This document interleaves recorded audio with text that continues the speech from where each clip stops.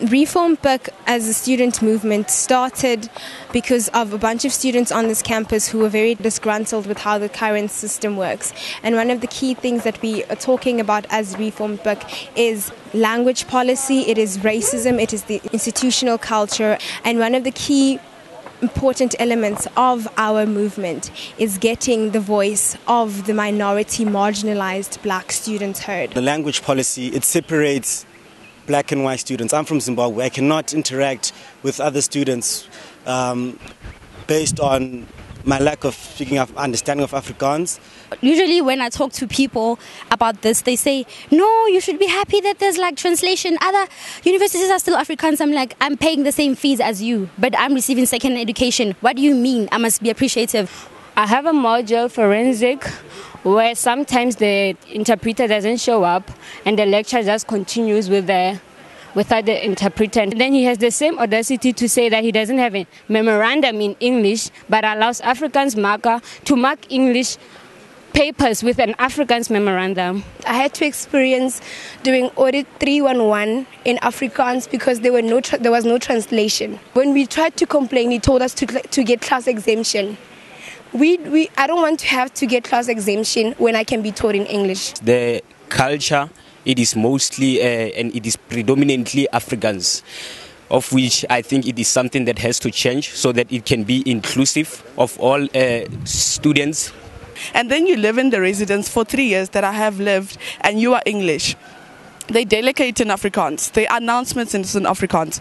Everything, they talk to you. You ask a question in English. Someone responds to you in Afrikaans. There's a barrier. I can't hear you. We find that black students are a minority within the institution, not because of their choice or not because of our choice, but it's because of the Afrikaans language that is used to systematically exclude other students from participating. Potchefstroom campus is still the epitome of racism. The lecturing component and the academic staff of this university, it is still predominantly white. Then what we are saying to management is management must continuously go out and recruit more black lecturers to come and lecture in this university. There are remnants of racism and systematic oppression here and exclusion.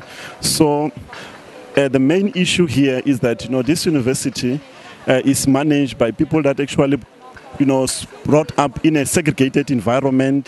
We cannot expect that the same people should be the one that will be overseeing the processes of transformation. And we are acknowledging the fact that they're saying they are transforming, but we are challenging also the very fact that they are transforming slowly. We want them to fast-pace the transformation. I'm against the admission policy.